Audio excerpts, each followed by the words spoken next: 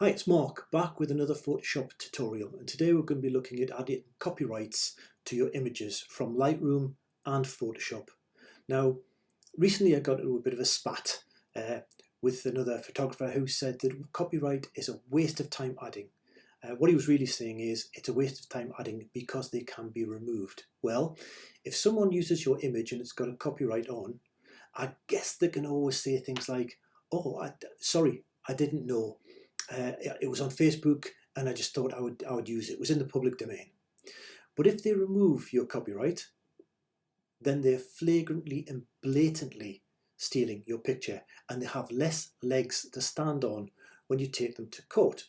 Anyway, we don't want to end up with things like this. We don't want to have to go to that level, but subtle copyrights enough to say, look, this is mine. If you want to know more, you can get in touch. And you know what? I'm proud of my work. And we all know what image thieves really are.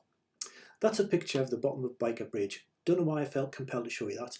But on where we go, I'm going to show you a couple of the basic ways which are visible, another way where it's inside the EXIF data, and the third way, which is the most interesting one to play around with, we are going to hide a copyright on this picture and nobody will know unless they watch this, see what I've done, and then know.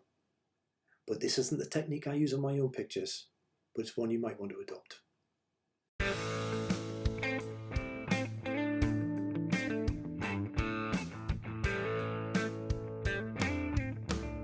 So when I said copyright, what I really meant is signatures and watermarks that you want to put on your image to protect them, and they themselves help demonstrate copyright, even though in the letter of the law, from the moment you press your shutter, you have the copyright of that picture. It's yours, you're the creator, you took it, nobody can go and use it. We just put these things on to deter or to advertise. Sometimes my copyright might be hidden, but the little bit of text down the left hand side might have my web address, markahunter.com, for example.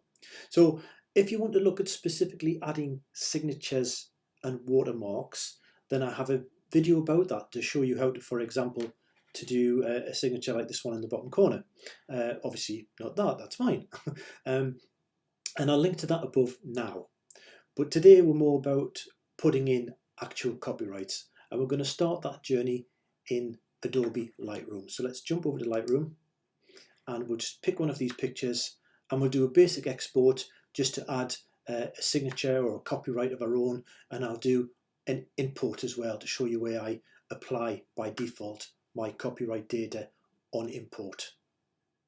Now that is in addition to the fact that in my camera I have a Nikon Z6, but earlier cameras I've had the same thing. I can set up copyright information and that is stamped into the image while it's on the camera. So it's in the EXIF data in the image, not visually on the image itself obviously, but you can do that as well. So let's start by doing an export of one of these pictures and we'll take it from there. So within Lightroom, let's just choose this picture here. You can see it's already got embedded copyright information, which we'll come to, but I want to do something on export. So right click and export the picture. Now I choose to include on export, and this goes in what's called EXIF data, copyright and contact information only, not all data, which could include everything from GPS coordinates and all sorts of bits and bobs. I choose to put that out with my pictures, and I choose to watermark them. Now let's assume there isn't one there, and we didn't have any. Then we'd go to edit watermarks, and I want to create a new watermark. It's just going to be a text-based watermark. So down here we type in keep your hands off. This is mine. Love from Mark H. Copyright 2021. Right, so I want to use that as my copyright or my watermark, my tagging if you like, and this would be visible, and I'll choose where I want to do it. At the moment it's up the left. I could have it in the middle. I could rotate it that way on. I could have it down the bottom, and once you choose that you can say what sort of distance you want it, and let's just go for this. It's a new one, so I'll just put test I'm just going to call it test. I can call it up at any time then in future. I'm just calling it test, so I know to get rid of it afterwards, and we'll export. And we're going to have a look at that picture now in my Finder. There you are. Keep your hands off. This is mine, love remark. So that's one way you can do this on export. Of course, that picture has got things embedded into it, and I'm just going to show you that by just calling it. I don't know. Let's find a tool online to do this. So let's go to, oh, there's all my videos on YouTube. There we go.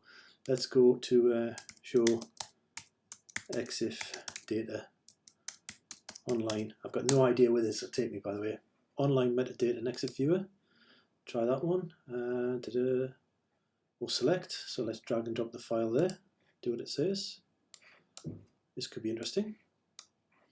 Live use of a website. I've got no idea what it is. And there you are. It shows all the copyright information and a whole host of other information that is in there, including me as the artist. There you go. The creator and so on. So all that other information is in there. That's hidden from plain sight, but it can be removed. Okay, but it's still a non-visual deterrent. So people see a visual deterrent, which is back to our picture.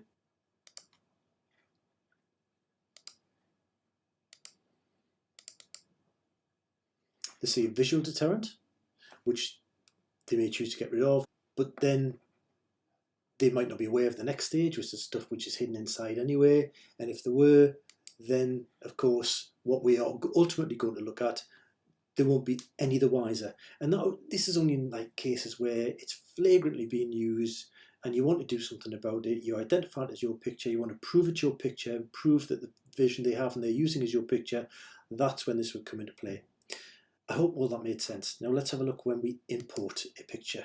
So let's click on our import button. Oop, our import button down here. I haven't got my camera hooked up or anything to actually import anything. That's by the by. We're looking at over here, apply during import. So I don't apply any develop settings, but incidentally, if you've got a default thing you want to do in there, you can actually set things up and apply them there. I don't. But here, metadata. Let's edit the presets. Mine's called Copyright Marquee Hunter. So I'm actually going to call that one up so you can see it. So on import, I put in the following information, and I change this every year, obviously. That is copyrighted, it's all rights reserved. There's my URL, there's my creator email, creator website. I don't think there's anything else in there, no, but so there you go. You've got a way where you can add that to the background of your image. And that's what we saw on the web page where we looked at the EXIF data. Incidentally, people might be aware of this and they might go and target specific metadata, such as anything called copyright. But do you know what? There's nothing to stop you coming down and putting in an album name, a genre, or whatever on there and just putting it in there. They may not choose to look at that. Anyway, that's how on import I get that applied to my pictures. Let's go and do something far more interesting now.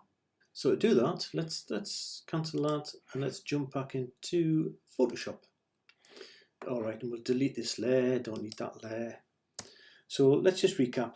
We've talked about putting copyright in your EXIF data. We've talked about putting a visual one on screen to say, look, this is mine. Here's my web address, or here's my email address, or here's just a copyright statement, or whatever. We've talked about not making it massive across the middle. We've talked about, in doing that, anyone removing it is willfully premeditated stealing and therefore do not have a leg to stand on and do it. This part is about putting a hidden one in so that if you see your picture, and you want to kind of prove it was your picture and someone's got to the trouble of removing your copyright, you can still prove it is yours. Right, so where to begin? Well, let's click on a new layer to do this. And bear with me, but we're going to zoom in on this down to pixel level. 1, 2, 3, tell me when you can see pixels. I'll tell you when I can see them. Oh, here they go. Let's get them a bit bigger though, shall we? There you are, this is individual pixels on this picture, and that doesn't look very good, but I need to scroll to the edge. Bear with me. There we go, and let's get up the top corner. Whee. First floor stationery, second floor electricals. Come on, come on, come on, come on, come on. There we go. That's the top corner of the picture you previously saw, down to individual pixels, and each pixel is quite a large blob.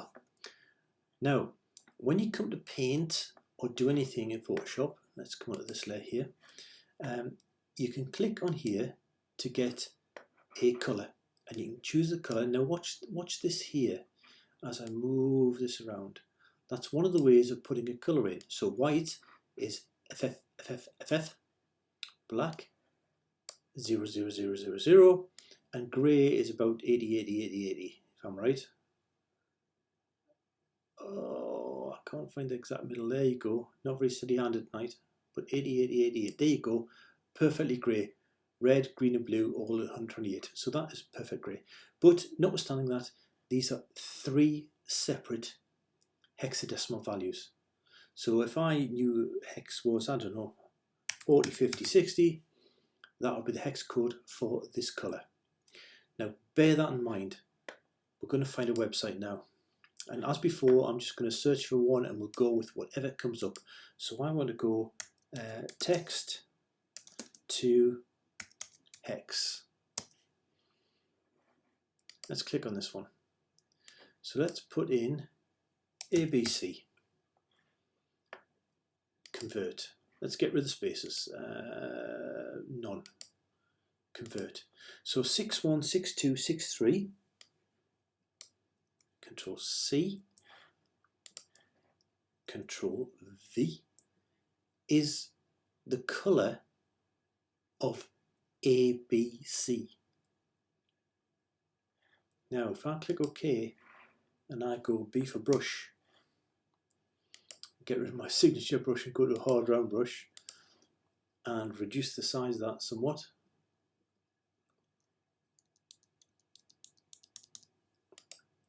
Now I've put the hex value colour for ABC in the top left pixel. Let's make this a little bit more meaningful. I know this can be quite complicated for people, but bear with me. I'm trying to be very methodical. And yes, it seems like a lot of work, but we are going through this very slowly, describing what we're doing. But once I get this layer set up, I can use that layer on other pictures. So bear with me while I go back here and I decide to say Mark A. Hunter, copyright 2021, and say convert. It's quite a long string there, isn't there? But let's go one at a time. So let's bear with me. I'm going to Control C that. I'm going to bring up the text editor, new document, Control V, Control A to highlight it all. This is just for your benefit to read this on screen, guys. So that is the hexadecimal equivalent of the words Mark A. Hunter, bracket copyright, bracket C, bracket 2021. Let's get rid of that. And let's divide it into 6, because we know that our colours are on 6.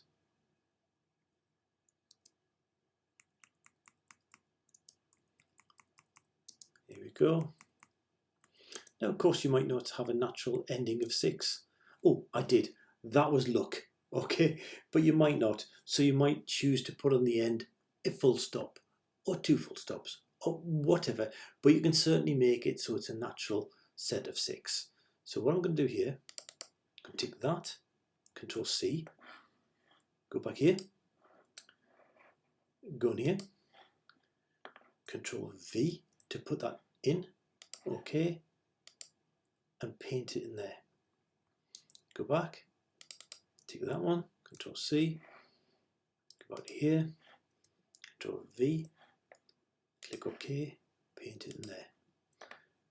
Go back, click this one, Control C. Sorry this is repetitive, guys, but this is the only way I know how to do it to demonstrate it for you. I'm not going to fast forward. Let's click that in there, go back, Control C, come back here, Control V, click OK, paint it in there.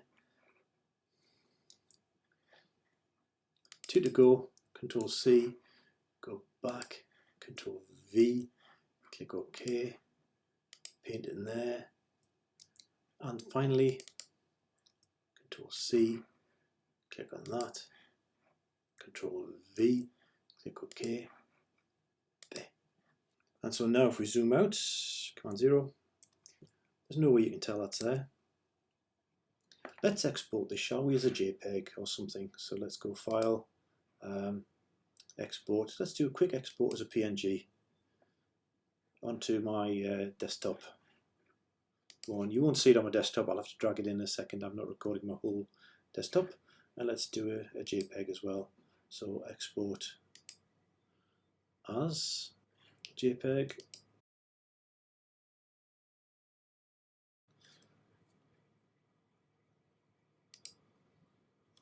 Okay, so on my desktop now I've got a JPEG and I've got a PNG, which I will go and drag in. There we go. That's the JPEG and that's the PNG. So let's zoom all the way in on these, shall we? So let's Control plus till it won't go any further. Control plus so it won't go any further. And go back to our original. Control plus till it won't go any further. And let's get over the top corner, which I find if you just now drag these off like this. Running a bit slow last time. Bear with me. This will work. I'll go to this next one. Drag that up the top and drag that across the side. I found that if you do this, it actually repositions it for you. So just there, maximum zoom in, left to right. And now watch, if I just step back through them, it's actually got the top left corner in space. So that was our original. Now, keep watching those squares as I go and click on the JPEG version. And I go and click on the PNG version. Visually, they are identical. And that is a good test. Now, the caveats and some technical issues here, depending on color profiles and what has been done, the exact values might not always be there. I'll demonstrate that. Let's go to our original. And in our text file, the red color set from the end was 632932. If I come here, so I get my eyedropper, click on there, 632932. If I come to this one, go in there and click on that one, that's not the same. And let's go to this one, click on that, and that's not the same. So this can sometimes happen depending with mixing and matching of color profiles. However, all we used was, we used our phrase to seed the colors we were putting in. Okay, we could use any phrase. It was just it happened to be Mark 800 copyright 2021. We used that to seed the colors. Visually, those are the same on screen. And that is our color tag, for want of a better word. It doesn't matter that it translates back in the original to whatever string it was. That is our unique color stamp in the top corner, which is identifying our picture. Control 0, Control 0, Control 0. So there you go. That's one way of doing that. Now the wider thing, the wider concept here is a thing called steganography, which is hiding images and other objects in files. I might do a video on that. It's a bit out from photography, but you can get a zip file, for example, and you look at it and you can unzip it and see the contents. You can rename it to a JPEG and lo and behold becomes a picture. You can hide different file types within other file types, and that whole area is called steganography. It's quite interesting if you want to have a go and do a little bit of research on that. But I'm going to leave that one there for now. But if you have any ideas of methods you use, including slightly fainter colour and actually typing your name so again it won't be seen, things like that. This isn't the method I use to hide within my own pictures. I'm not going to tell you that for obvious reasons. but it's good fun. It's good to have a play with. And if you think there's any value in this, please give it a thumbs up. If it's a thumbs down, tell me why. Helps me improve. And if you want to be notified of future videos, click on that subscribe button and the little bell icon so you do get those notifications through. And that's it for now from me. Happy copywriting. Bye for now.